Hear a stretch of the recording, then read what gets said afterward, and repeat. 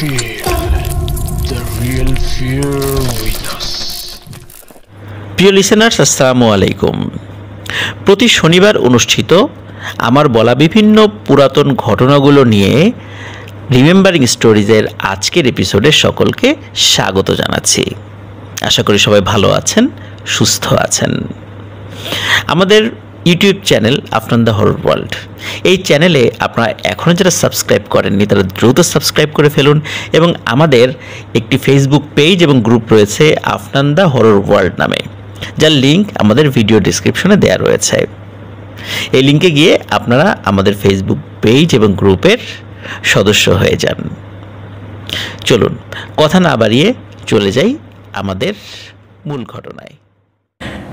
প্রিয় লিসেনার্স, আমি সবসময় চেষ্টা করি যে গ্রাম বাংলার যে চিরাচরিত ভয়ানক ঘটনাগুলো রয়েছে সেগুলোর মধ্যে ব্যতিক্রমধর্মী যেগুলো আমার কাছে মনে হয় সেগুলো আপনাদের সামনে উপস্থাপন করার জন্য।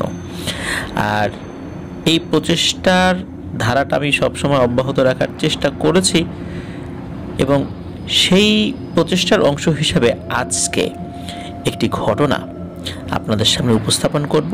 এটি গ্রাম বাংলায়, বিশেষ করে আমাদের বাংলাদেশের প্রেক্ষাপটে বিভিন্ন মানুষের কাছে মুখে মুখে শোনা যায়। আমরা ওলা বিবি বা ওলা বুড়ির ঘটনা অনেক শুনেছি।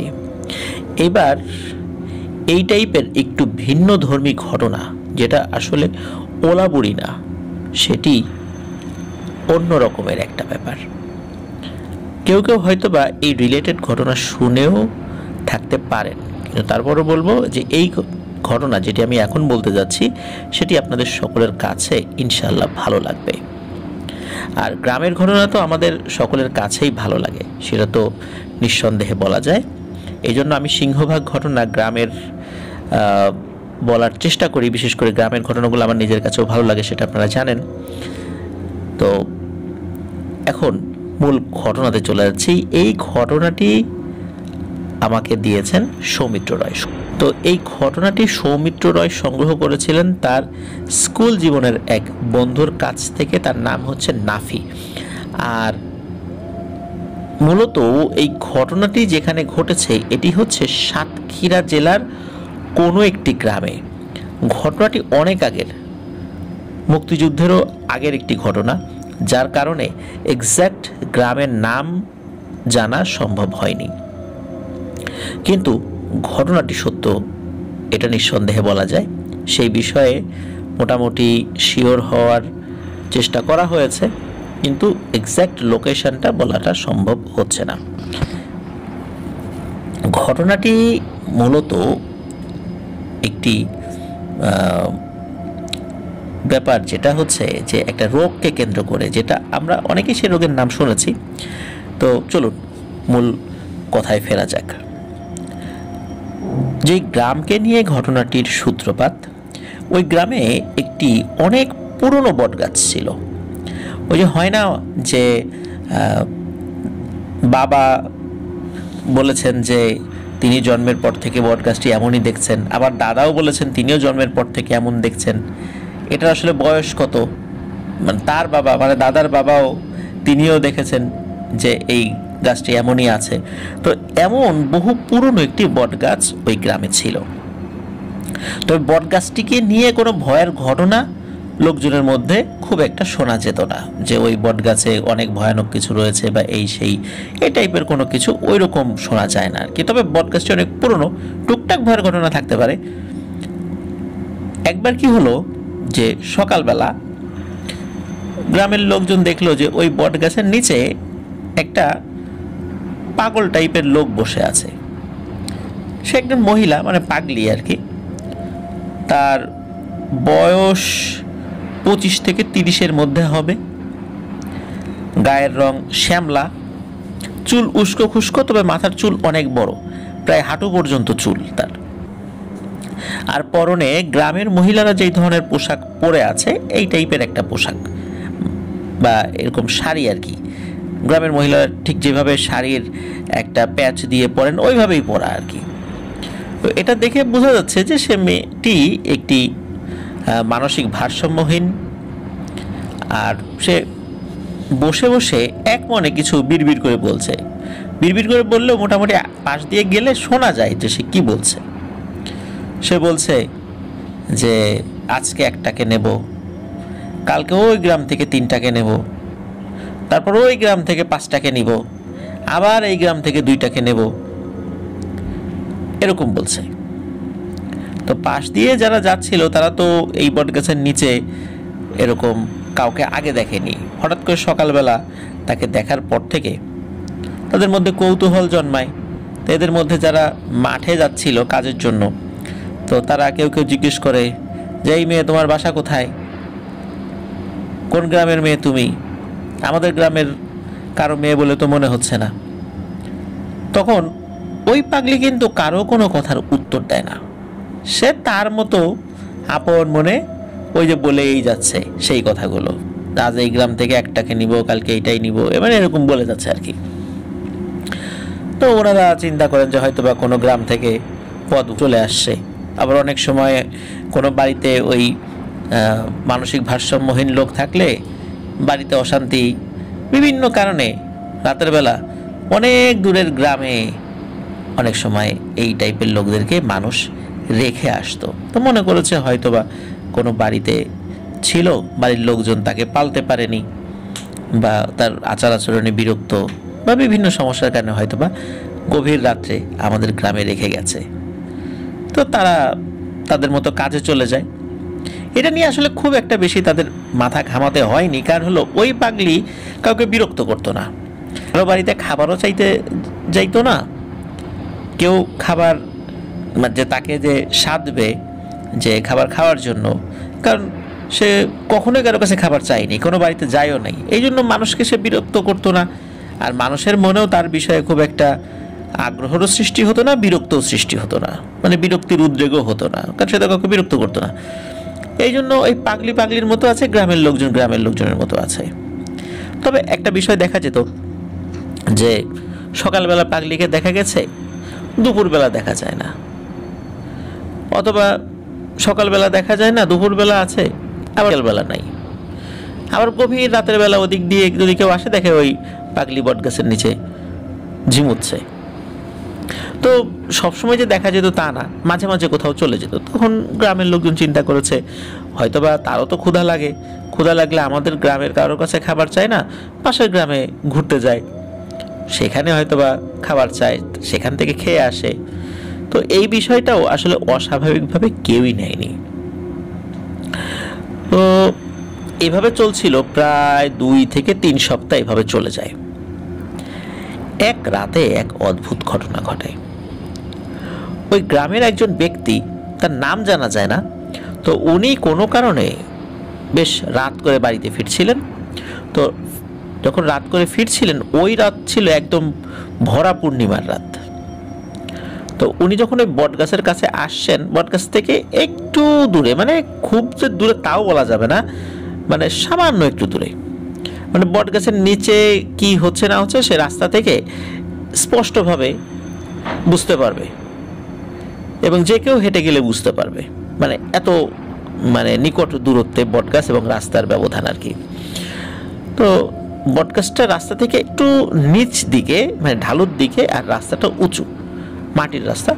তো উনি যাচ্ছেন, তো উনি যাওয়ার সময় দেখেন যে এই পাগলি এখন আর এক মনে কিছু বলছে না, সে তার মতো করে নাকি সুরে কান্নাকাটি করছে, এবং সে দেখতে পাচ্ছে যে ওই পাগলি এবার আর সেই আগের শাড়িটা না, আগের শাড়িটা একটু কালারফুল শাড়ি ছিল বা এক কালারের শাড়ি ছিল, কিন্তু এবার সে সাদা শাড়ি পরে বসে আছে, এবং সে এমনভাবে বসে আছে যে মানে ওই হাঁটু করে, এবং 2 হাত দিয়ে হাঁটুটা জড়িয়ে ধরে রেখেছে, এবং মাথা দিয়ে, মানে মাথা হাঁটুর উপরে দিয়ে রেখেছে, চুলগুলো সামনের দিকে, এবং সে কান্নাকাটি করছে।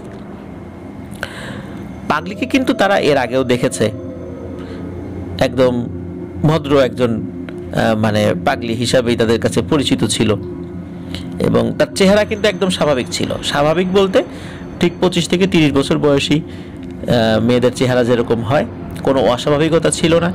সে দেখতে সে সুন্দরীও ছিল না, কুৎসিত ছিল না, অ্যাজ ইউজুয়াল আর কি। তো উনি চিন্তা করে যে আরে এই মেয়েটা তোরা কথা বলে, তো এখন কান্নাকাটি করছে, নিশ্চয়ই খুব ক্ষুধা লেগেছে। এখন তাকে তার মানে তার মনের মধ্যে আসলে মায়া সৃষ্টি হয়েছে যে মেয়েটা কান্নাকাটি করছে, ক্ষুধা পেয়েছে, আমার বাড়ি তো কাছেই, দেখেও যদি খেতে চায় তাহলে আমি খাবার এনে দেব। এই চিন্তা করে সে ওই পাগলির কাছে গেছে। কাছে গিয়ে জিজ্ঞেস করছে যে এই পাগলি, মানে তার তো নাম জানতো না কেউ, আর কোনো কথার উত্তরও সে দিত না। তখন ওই পাগলি বলেই তাকে ডাকতো। তো জিজ্ঞেস করছে এই পাগলি, কান্দিস কেন? ক্ষুধা লাগছে? ক্ষুধা লাগলে আমাকে বল, আমি খাবার এনে দিই। এরকম বারবার বলছে, কিন্তু সে কোনো উত্তর দেয় না। তো কয়েকবার বলার পরে তো বিরক্ত হয় ওই লোকটা। বিরক্ত হয়ে বলে, আচ্ছা না খেলে নাই, এতবার তোরে বললাম তুই উত্তর দিলি না, আমি গেলাম। তখন ওই পাগলি হঠাৎ করে তার কান্না থামিয়ে দেয়, এবং কান্না তখন থামিয়ে দিয়েছে। ওই লোকটি কিন্তু যাওয়ার জন্য 2 কদম বেরিয়েছে, মানে আগিয়েছে আর কি বাড়ির দিকে। তখন পাগলির কান্নার শব্দ যখন থেমে যায়, তখন ওই লোকটি চিন্তা করে হয়তো পাগলি এখন তাকে কিছু বলবে। এই জন্য তিনি থামেন এবং পাগলির দিকে ঘুরে তাকান। ভরা পূর্ণিমা, গাছের নিচে যদিও পূর্ণিমার আলো কম পড়ছিল, তারপরও স্পষ্ট দেখা যাচ্ছিল। উনি পাগলির দিকে তাকিয়ে যেটা দেখতে পান, এটা দেখার জন্য তিনি মোটেও প্রস্তুত ছিলেন না। প্রচণ্ড ভয় পান দেখে। উনি দেখেন যে এই যে কয়েক সপ্তাহ ধরে যে পাগলিকে উনি দেখছেন, যে চেহারায় দেখছেন, এখন আর তার সেই চেহারা নেই।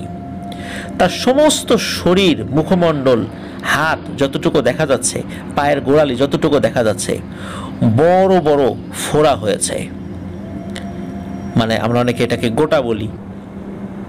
তো এই জিনিসগুলো হয়েছে, এবং তার চোখ দুটো অদ্ভুত রকমের জলজল করছে। কোনো মানুষের চোখ এইভাবে জলজল করে না, এবং চেহারাটা খুবই ভয়ঙ্কর হয়ে গেছে। মানুষের চেহারার মধ্যে যদি অসংখ্য ফোড়া হয় পুরো মুখমণ্ডল, তাহলে কেমন দেখা যাবে? ঠিক তেমন দেখা যাচ্ছে। এবং এটা দেখার সাথে সাথে ওই লোকটি বলে ওঠে, ওরে বাবার এ কি দেখলাম রে, আল্লাহ গো বাঁচাও। এই বলে উনি দিয়েছে দৌড়। ওনার বাসাটা খুব বেশি দূরে ছিল না।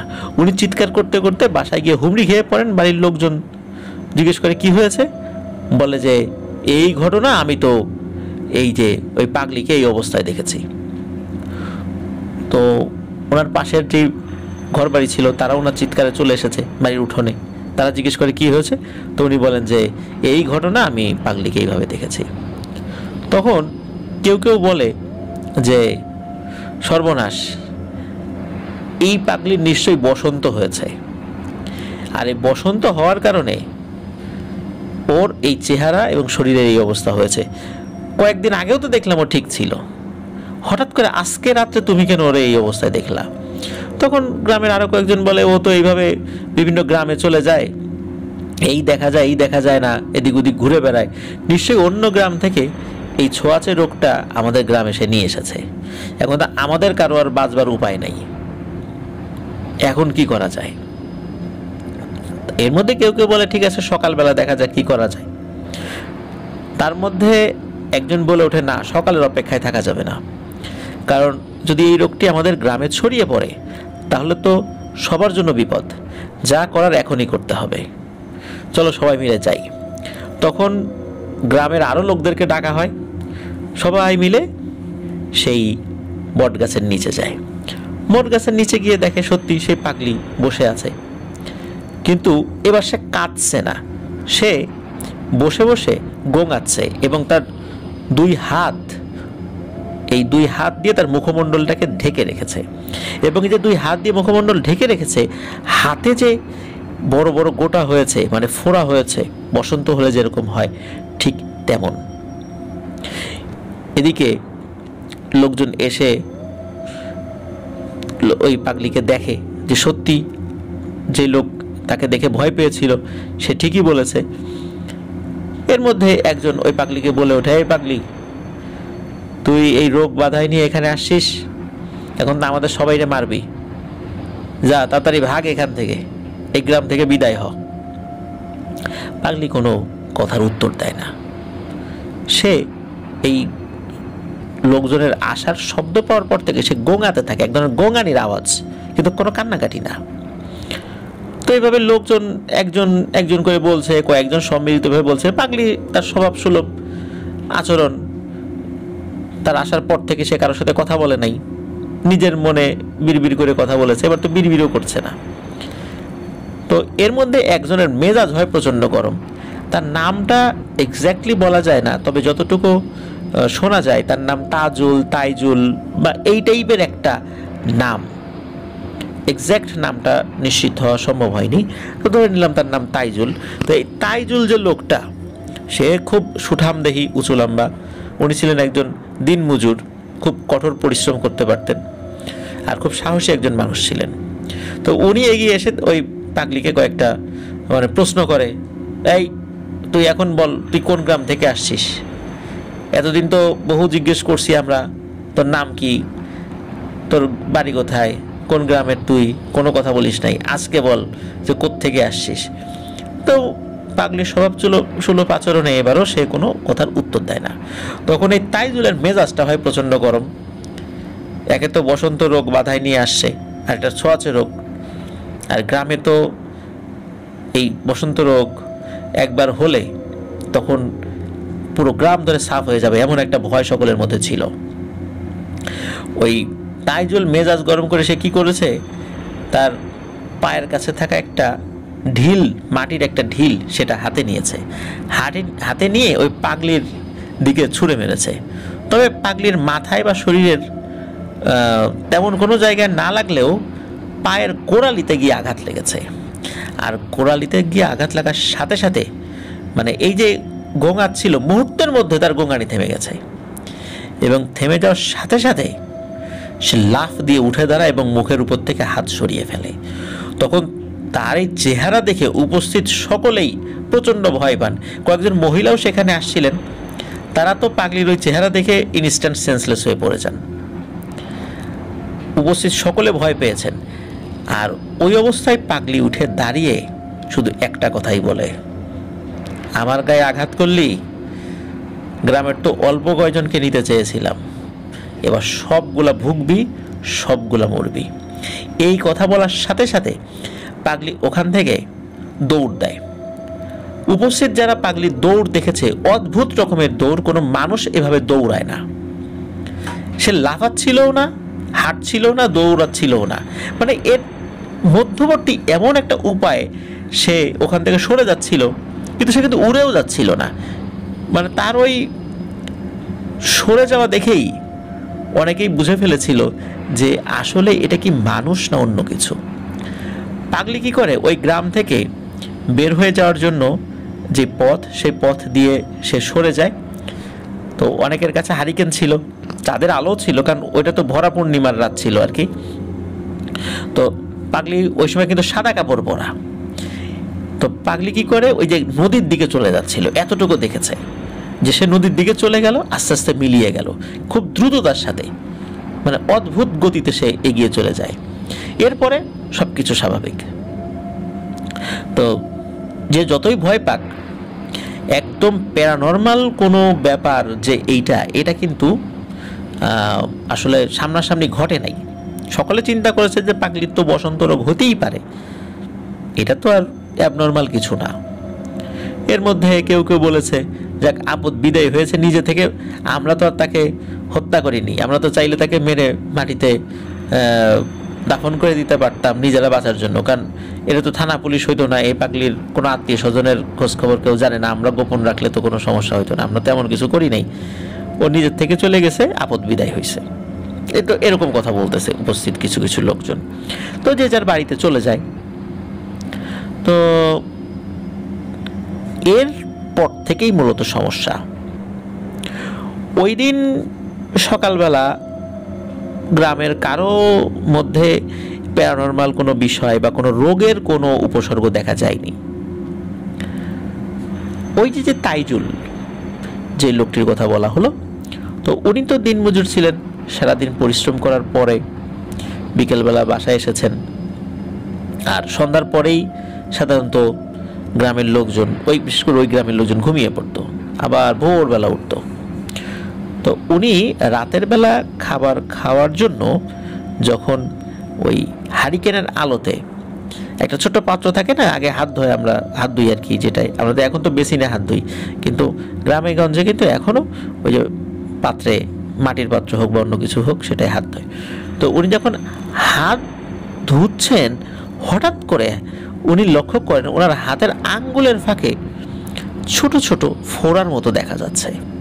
তো উনি প্রথমে ভেবেছেন যে সারাদিন তো কাজ করেছেন হাত দিয়ে, ভারী কাজ, ওই দিন আবার উনি ওই কুঠার চালিয়েছেন, মানে কুড়াল চালিয়েছেন কাঠের উপরে, এই কারণে হয়তো অনেক সময় ফোসকা পড়তে পারে।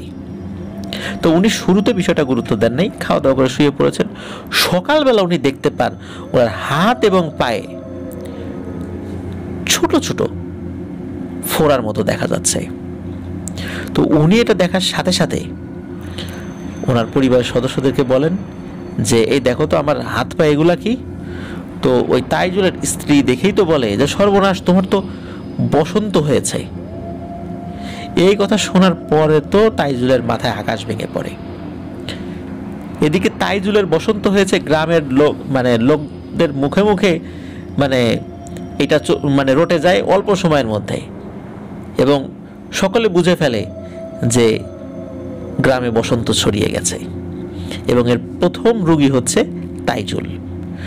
তখন ওই গ্রামের লোকজনের মাথায় একটা বিষয় স্ট্রাইক করে, সেটা হলো যে আচ্ছা, এত লোক বাদ দিয়ে তাইজুলেরই কেন এটা হলো? কারণ ওই পাগলিকে তাইজুল আঘাত করেছিল, এই কারণেই হয়তো বা তাইজুলের এটা হয়েছে। আসলে কি ওই পাগলিটা মানুষ না অন্য কিছু, এটা কিন্তু তখনও মানুষের মনের মধ্যে ঘুরপাক খাচ্ছে, নিশ্চিত না যে ওই পাগলিটা মানুষ না অন্য কিছু। ওই দিনের মধ্যেই তাইজুলের সমস্ত শরীর এই বসন্তে ভরে যায়, প্রচণ্ড চিৎকার চেঁচামেচি, এবং রাতের বেলা তাইজুল মারা যায়। কোনো ধরনের কোনো চিকিৎসার সুযোগও হয়নি। আর ওই সময় বসন্তের এরকম চিকিৎসা ছিল না, যোগাযোগ ব্যবস্থা তো উন্নত ছিল না। তাইজুল মারা যায়। এরপরে গ্রামের বিভিন্ন ঘরে এই বসন্তের লক্ষণ দেখা দেয়, যার হচ্ছে আস্তে আস্তে সমস্ত শরীরে হয়ে যাচ্ছে, সে মারা যাচ্ছে। এই সমস্যা যখন শুরু হয় তখন গ্রামের লোকজন তো প্রচণ্ড চিন্তিত হয়ে পড়ে, এবং হওয়াটাই স্বাভাবিক, কারণ তারা জানে এই রোগে যদি এই গ্রাম আক্রান্ত হয়, পুরো গ্রাম কিন্তু একদম সাফ হয়ে যাবে। তখন গ্রামের লোকজন পরামর্শ করে কি করা যায়, এইভাবে তো চলতে দেওয়া যায় না, যেহেতু বিষয়টা সবেমাত্র শুরু, এখনই বিষয়টা থামাতে হবে। এই কারণে তারা কি করে, তাদের পরিচিত, তার নামটা বেশ ভালোই ছিল, বিভিন্ন ঝাড়ফুঁক, কবিরাজি চিকিৎসা, জিন সংক্রান্ত বিষয়ের চিকিৎসা, বেশ নাম করা একজন কবিরাজ ছিল তাদের 2 গ্রাম পরে। তো সেই 2 গ্রাম পরে তারা সেখানে যায়, এবং যার পরে তাকে বলে যে এই ব্যাপার। তখন ওই লোকটি বলে যে আসলে আমি এর আগে বসন্ত রোগের চিকিৎসা তো সেভাবে করিনি, এই বিষয়ে আমার জানাশোনা কম, আমি অন্য রোগের চিকিৎসা করেছি, তবে আমি এটা পারবো। তার জন্য আমাকে একটা আলাদা ঘর দিতে হবে, সেই ঘরে আমার বেশ কিছু রিচুয়াল আছে, সেগুলো আমাকে করতে হবে। গ্রামের লোকজন বলে কোনো সমস্যা নেই, আপনি যেভাবে বলবেন সেভাবেই হবে। গ্রামের লোকদের দুর্বলতার সুযোগে ওই যে কবিরাজ সে বলে ওঠে যে তাকে বেশ মোটা অঙ্কের একটা টাকা দিতে হবে। গ্রামের লোকজন বলে আমরা সবাই মিলে সেটা দিব, কোনো সমস্যা নেই। কবিরাজও আসে, সে তার ট্রিটমেন্ট শুরু করে। তো 1 দিন 2 দিন 3 দিনের মাথায় সকালবেলা কবিরাজ চিৎকার চেঁচামেচি শুরু করে দিয়েছে। তো আশেপাশের লোকজন চলে আসছে, আসার পর বলে যে কী ব্যাপার, কি হয়েছে? বলে যে তোমাদের জীবন বাঁচাতে গিয়ে আমি তো এখন মরতে বসেছি। বলে কেন? বলে এই দেখো আমার হাতে বসন্ত দেখা দিচ্ছে। গ্রামের লোকজন দেখে আসলেই তো তাই। তখন কবিরাজকে বলে যে আপনি এখানে সমাধানের জন্য এসেছেন, আপনি কিভাবে এই রোগে আক্রান্ত হলেন? তখন তিনি বলছেন যে গত রাত্রে আমি স্বপ্নে দেখেছি একজন মহিলা, এই মহিলা তার সমস্ত শরীরে এই বসন্ত হয়েছে, ভয়ানক তার চেহারা, সাদা শাড়ি পরা, এবং আমাকে বলছে যে তুই কাজটা ভালো করিস নাই, তুই এই গ্রামে আসছিস, গ্রামের লোকদের সাথে তুইও মরবি। মানে ওই মহিলা সে কিন্তু স্বপ্নে বলেনি যে তুই এখান থেকে চলে যা, সে সরাসরি বলেছে তুই মরবি। তখন ওই কবিরাজ বলে যে আমি এই চিকিৎসা করতে পারবো না, কারণ এই গ্রামে বসন্ত বিবির আবির্ভাব ঘটেছিল এবং তোমরা যেটারে পাগলি মনে করে আঘাত করেছো, এইটা আসলে ছিল বসন্ত বিবি, এটা কোনো পাগলি ছিল না, এটা কোনো মানুষ ছিল না। আর আমি মূলত এই বিষয়ে খুবই অনভিজ্ঞ ছিলাম। আমি চিন্তা করেছিলাম হয়তো এমনিতেই কিছু হয়েছে, এই সুযোগে তোমাদের কাছ থেকে একটা মোটা অঙ্কের টাকা হাতিয়ে নেওয়া আমার একটা পরিকল্পনা ছিল, এই জন্য আমি মিশামিশি এখানে ট্রিটমেন্ট করছি। কিন্তু আসলে এই বিষয়টার গভীরতা আমি বুঝতে পারি নাই। এখন আমি আমার নিজের জীবন নিয়ে শঙ্কিত, তোমরা অন্য কোনো ভালো কবিরাজ দেখো, আমি এখান থেকে চললাম। শোনা যায় যে উনি চলে যাওয়ার কয়েকদিনের মাথায় এই বসন্তে আক্রান্ত হয়েই তিনি মৃত্যুবরণ করেছিলেন। তো কবিরাজ তো চলে গেল, এখন তো গ্রামের লোকজনের চিন্তা আরও বেড়ে গেল, কি করা যায়। ওই সময় গ্রামে ওরকম ভালো কোনো আলেমও ছিলেন না এই বিষয়ে ট্রিটমেন্ট করানোর জন্য। এদিকে গ্রামের কিন্তু বিভিন্ন ঘরে এই বসন্তের প্রকোপ দেখা দিয়েছে, কেউ মারাও যাচ্ছেন, বিশেষ করে যারা একটু বয়স্ক তারা আক্রান্ত হলেই মারা যাচ্ছিলেন। এর মধ্যে কি হয়, ওই গ্রামের একজন মাতব্বর আমরা যেটাকে বলি আর কি, বেশ প্রভাবশালী একটা পরিবার, ওনারা শুরু থেকেই বেশ আইসোলেটেড ছিলেন, তাদের বাড়িতে কাউকে আসতে দিতেন না, ওনারাও পারতপক্ষে বাইরে যেতেন না এবং নিজেরা নামাজ কালাম পড়ছিলেন, আল্লাহর কাছে সাহায্য চাইছিলেন যাতে করে কোনো সমস্যা না হয়। তো ওই বাড়ির যিনি মাতব্বর, ওনার যে ছেলে পরিণত বয়স্ক ছিল, তাকে বিয়েও দিয়েছিলেন, বছর দুয়েক হলো। তো সেই ঘরে তার একটা নাতি জন্ম নেয়।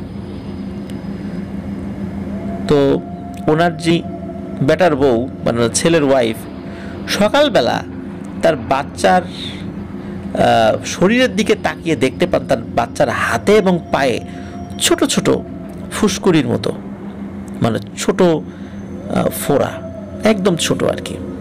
উনি তো এটা দেখেই একদম চিৎকার চেঁচামেচি কান্নাকাটি যে আমার ছেলের বসন্ত হয়েছে। এখন পরিবারের বড় কারো হলো না, এত ছোট্ট একটা ফুটফুটে বাচ্চা, তার বয়স ছিল 6 থেকে 7 মাস। তো পরিবারের প্রথম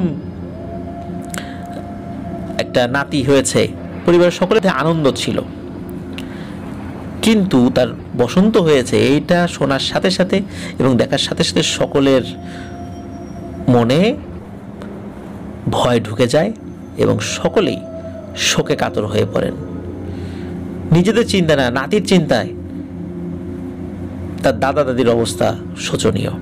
এদিকে এই বাচ্চার মা তো কান্নাকাটি করছে এবং তার শ্বশুরকে বলছে যে আব্বা আপনি যেভাবেই হোক এই সমস্যার সমাধান করেন, আর একটা মানুষ যেন মারা না যায়, আর আমার ছেলে যে কোনোভাবে যেন সুস্থ হয়, আপনি ব্যবস্থা করেন। এদিকে নিজের নাতির একমাত্র নাতি, তখনও ওনাদের পরিবারের অন্য ছেলে মেয়েদের কোনো সন্তানাদি হয়নি, ওনার বড় ছেলের ঘরের প্রথম সন্তান। এখন উনিও তো চিন্তাগ্রস্ত যে কি করা যায়, বাড়িতে তো কান্নাকাটি শুরু হয়ে গেছে। তখন উনি বলছেন যে যেভাবেই হোক এটার সমাধান আমাকে করতে হবে, দেখি কি করা যায়। আমি আজকেই চারদিকে খবর নিচ্ছি যে কোথায় ভালো একজন লোক পাওয়া যায় যিনি এই সমস্যার সমাধানে উদ্যোগী হতে পারবেন এবং এই বিষয়ে যার অভিজ্ঞতা আছে। সারাদিন খবর নেওয়া হয়, ওই গ্রামে কেউ আসতে রাজি না, যারা টুকটাক জানে কেউ আসতে রাজি না, কারণ চারদিকে রটে গেছে ওই গ্রামে বসন্তের প্রকোপ দেখা দিয়েছে। আর ওই গ্রামে যারা সুস্থ ছিলেন অনেকেই তো তাদের আত্মীয় স্বজনের বাড়িতে চলে গিয়েছেন, তাদের মাধ্যম দিয়ে খবর উঠে গেছে যে সেই গ্রামে বসন্ত রোগ ছড়িয়ে গেছে। এখন সারাদিনে কোনো খবর আসে না, অবশেষে রাতের বেলা খবর আসে তাদের গ্রাম থেকে প্রায় 5-6 গ্রাম পরে একজন অতি বয়স্ক কবিরাজ আছে, বয়স অনেক হয়ে গেছে, 80-90 এরকম বয়স আর কি তার। তো এখনও উনি হাঁটাচলা করতে পারেন, তবে খুব বেশি হাঁটাচলা করতে পারেন না আর কি, শরীর অনেক দুর্বল হয়ে গেছে। ওই লোক নাকি অনেক আগে এই টাইপের কোনো চিকিৎসা করেছিলেন। এখন রাত হয়ে গেছে, গ্রামের লোকজন তো তাড়াতাড়ি ঘুমিয়ে পড়ে, এই কারণে ওই মেম্বার বা মাতব্বর যিনি, উনি সিদ্ধান্ত নেন উনি সকালবেলা যাবেন। এদিকে দিনের এই দীর্ঘ সময়ে নাতির শরীরে কিন্তু বেশ ভালোই এই বসন্ত রোগের প্রতিচ্ছবি ফুটে উঠেছে। বাড়িতে তো মানে কান্নাকাটি, বিশেষ করে ওই ছোট বাচ্চার মা, সে তো নাওয়া খাওয়া ছেড়ে দিয়েছে, কিছুক্ষণ পর পর মূর্ছা যাচ্ছে, মানে অজ্ঞান হয়ে যাচ্ছে ছেলের শোকে। ছেলে কিন্তু তখনও মারা যায়নি, কিন্তু ছেলের বসন্ত হয়েছে, এই শোকে তার অবস্থা খারাপ। এদিকে সকাল না হলে তো সেখানে যাওয়া যাচ্ছিল না, তখন সকলকে মানে বলেন যে সকাল পর্যন্ত অপেক্ষা করো, আমি অবশ্যই সকাল হলেই ইনশাল্লাহ রওনা দিব। ওই রাতে আর একটা ভয়ানক ঘটনা ঘটেছে, সেটা হলো সন্ধ্যার পরে ওই যে ওই গ্রামের পাশে যে নদী রয়েছে, ওই নদী দিয়ে একটা নৌকা আসছিল, তারা এক গ্রাম থেকে আরেক গ্রামে যাবে আর কি, মানে নদীর এপার ওপার হচ্ছে না, তারা ওই নৌকা বেয়ে তীর ঘেঁষে যাচ্ছিল। তখন ওই নৌকায় 4 থেকে 5 জন লোক ছিল, মাঝি ছাড়া। হঠাৎ করে তারা দেখতে পায় যে নদীর অপর পাশে, মানে তাদের গ্রামের পাশে না, অপর পাশে বেশ লম্বা একটা নারী অবয়ব, সাদা শাড়ি পরা, শাড়ির আঁচলটা অনেক লম্বা এবং তার চুলগুলো অনেক বড়, প্রায় হাঁটু পর্যন্ত চুল। তখন তারা দেখতে পায়, মানে ওই চাঁদের আলোতে স্পষ্টভাবে দেখতে পাচ্ছিল, ওই নারী অবয়বের সমস্ত শরীরে বড় বড় মানে ফোড়া উঠেছে, মানে এই যে বসন্ত রোগের যেই লক্ষণ আর কি। এবং সেই অবয়বটি তাদেরকে বলছে, সব মরবি, কোনো চেষ্টা করে লাভ নাই, একটাকেও বাঁচতে দিব না, আমার গায়ে আঘাত করেছিস, আমি এর শোধ নিয়েই ছাড়বো, আমি তো অল্প কয়টাকে নিতাম, তোদের সব কয়টাকে নেব। তো এইটা যে দেখেছে তারা, নৌকার মধ্যে তো তাদের মানে প্রাণবায়ু বেরিয়ে যাওয়ার জোগাড়, সবাই জোরে জোরে দোয়া কালাম পড়ছে, ওই নৌকা আগাচ্ছে, অপর পাশে ওই অবয়বটাও আগাচ্ছে, আগাতে আগাতে একটা সময় হঠাৎ করে ওই অবয়বটি মনে হলো বাতাসে মিলিয়ে গেল। তো এটা কিন্তু ওই রাত্রি তারা দেখেছিলেন, যে রাত্রে গ্রামের ওই মাতব্বরের বাড়িতে মানে উনি পরামর্শ করছেন সকালবেলা উনি যাবেন একটা জায়গায়। তো ওই রাত্রেই ওই যে যারা নৌকাতে ছিলেন, বিশেষ করে মাঝি, আর এক গ্রামে তাদেরকে নামিয়ে দিয়ে ফেরত এসে রাতের বেলায় ওই মাতব্বরকে জানান যে এ ধরনের ভয়ানক ঘটনা তিনি দেখেছেন। এতে করে মাতব্বর আরও চিন্তিত হয়ে পড়ে, ওনার কাছে মনে হচ্ছিল যে কেন রাতের বেলায় রওনা দিলেন না। সকালবেলা উনি সহ আরও কয়েকজন গ্রামের লোকজনকে সাথে নিয়ে উনি সেই গ্রামে রওনা দেন। মেঠো পথ, প্রায় ঘন্টা 2 লেগে যায় পায়ে হেঁটে সেই গ্রামে পৌঁছাতে। তো ওই গ্রামে যাওয়ার পর সেই বয়স্ক যিনি ভদ্রলোক কবিরাজ, সেই বাড়িতে তারা যান। যাওয়ার পরে যখন পরিচয় দেন তিনি অমুক গ্রামের মাতব্বর, তখন ওই বয়স্ক ভদ্রলোকও তাদেরকে খুবই সমাদর করেন, ওই মাতব্বরের সাথে যারা এসেছেন, গ্রামের আতিথেয়তা বলতে যেটা বোঝায় সেটা করেন। তখন ওই বয়স্ক ভদ্রলোক যিনি কবিরাজ, তিনি বলেন যে কি হয়েছে সব আমাকে বলেন, খুলে বলেন। তখন এই যে পাগড়ির আবির্ভাব থেকে শুরু করে নিয়ে গত সন্ধ্যায় বা সন্ধ্যার পরে যে এই যে নৌকার লোকদের সাথে যে একটি ঘটনা ঘটেছে, সব কিছু সবিস্তরে খুলে বলা হয়। এবং বলার পর তখন ওই লোকটি বলেন যে আমি বুঝতে পেরেছি যে ঘটনাটা কি হয়েছে। মূলত ওই পাগলি না, এটি হলো বসন্ত বিবি। এটি বিভিন্ন জায়গায় এই ভাইরাসটা ছড়ায় দেয়। ও মূলত গ্রামে অল্প কিছু লোকদেরকে হত্যা করতে চেয়েছিল ভাইরাসটা ছড়িয়ে দিয়ে, কিন্তু ওর শরীরে আঘাত করার কারণে খুব ক্ষিপ্ত হয়েছে। এই জন্য গ্রামের লোকজন এই বসন্ত বিবির রোষানলে পড়েছে। এখন গ্রামের প্রত্যেকটাকে হত্যা করার পরিকল্পনা সে নিয়েছে। যাই হোক, আপনারা এসেছেন, ইনশাল্লাহ আল্লাহ চাহেন তো ভয় নাই, এই বিষয়ের ট্রিটমেন্ট আমার জানা আছে, আমি যাব। এদিকে ওনার বয়স তো অনেক হয়েছে, এটাও বলেন যে আসলে এখন তো অনেক বয়স, হাঁটা চলা করতে তার অসুবিধা হয়, যার কারণে আগের মতো শরীরের সক্ষমতা তার নেই। কতটুকু তিনি পারবেন তিনি বলতে পারেন না, তবে উনি ওনার সর্বোচ্চটা দিয়ে চেষ্টা করবেন। এদিকে উনি যে এই বসন্ত বিবির ট্রিটমেন্টের জন্য যাবেন, তার বাড়ির লোকজন আবার বাধা দেয় যে এত বয়স হয়ে গেছে, আপনি এই কঠিন কাজটা করতে পারবেন না, কারণ এই কাজটা করতে গেলে আপনার শরীরের উপরও একটা ঝুঁকি নেমে আসবে। সেই ঝুঁকিটা কি ইয়াং বয়সে যেভাবে নিতে পারতেন এখন নিতে পারবেন?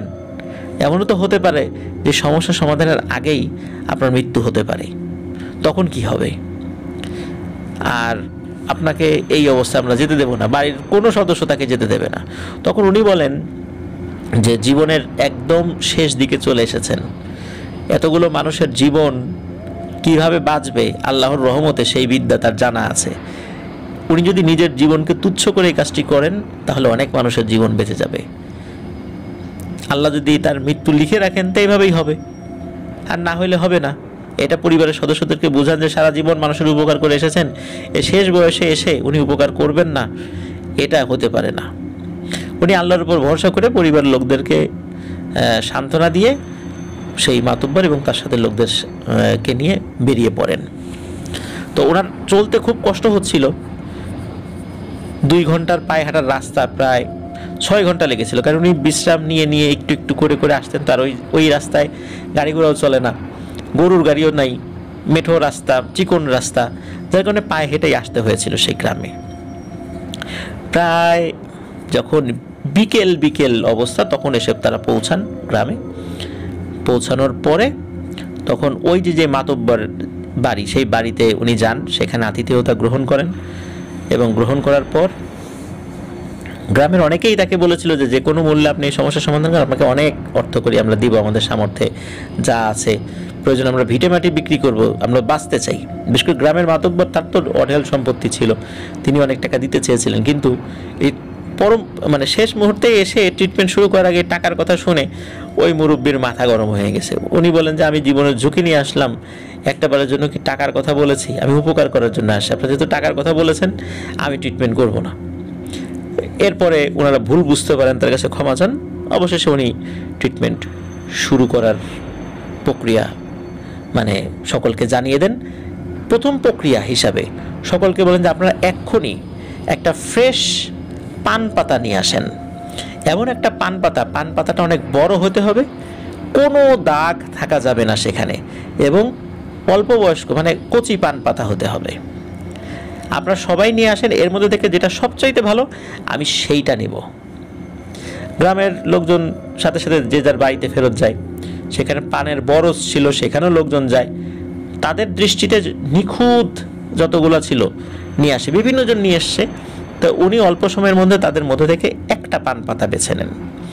পান পাতা বেছে নেওয়ার পর উনি ওই যেই বাচ্চা ছেলেটা, এই যে মাতব্বরের নাতি, তাকে নিয়ে আসতে বলেন। তাকে যখন নিয়ে আসা হয় তিনি দেখেন যে এই নাতির শরীরে অসংখ্য ইতোমধ্যে কিন্তু এই বসন্তের যে চিহ্নগুলো ফুটে উঠেছে। কিন্তু অদ্ভুত ব্যাপার হলো এই বাচ্চার শরীরে কিন্তু তেমন কোনো যন্ত্রণা হচ্ছে না, এবং সে বেশ স্বাভাবিক। এটা দেখে ওই যিনি মুরব্বী কবিরাজ এসেছেন তিনি হাসেন এবং আলহামদুলিল্লাহ বলেন। এবং এরপরে উনি ওই পান পাতাটা কি করেন, ওই বাচ্চার শরীরে বিভিন্ন দোয়া পড়ছেন, কোরআনের বিভিন্ন আয়াত তেলাওয়াত করে ওই পান পাতাটা বাচ্চার শরীরে মাথা থেকে পা পর্যন্ত বিভিন্ন জায়গায়, বিশেষ করে যেখানে যেখানে লক্ষণ দেখা দিয়েছিল সেখানে স্পর্শ করান। স্পর্শ করার পর তিনি বলেন যে আর 1 মিনিট আমি আরেকটু কাজ করব, বিশেষ করে ওই যে উপস্থিত সকলকে বলেন, এরপর আমি সোজা নদীর দিকে হাঁটা শুরু করব। আপনারা আমার সাথে আসতে পারেন, কিন্তু কেউ কোনো কথা বলবেন না। আমি নিজে যতক্ষণ না কথা বলবো আমার সাথে কেউ কথা বলবেন না, আপনারা নিজেরাও নিজেদের সাথে কথা বলবেন না, শুধু দোয়া পড়তে থাকেন, যে যেই দোয়া পারেন বা যে যেই ধর্মের আছেন, অনেকে মুসলিম ছাড়া অন্য ধর্মের আছেন, তারা তাদের যেই তন্ত্রমন্ত্র আছে পড়তে থাকেন। এখন আমরা নদীর দিকে যাব। ঠিক 1 মিনিট উনি আরও কিছু কাজ করেন, করার পরে উনি সোজা হাঁটতে থাকেন নদীর দিকে। আর নদীর দিকে হাঁটতে থাকার ঠিক আগ মুহূর্তে উনি ওই পান পাতাটা ভাঁজ করেন। ভাঁজ করে উনি মুখে পুরে দেন নিজের এবং চাবাতে থাকেন।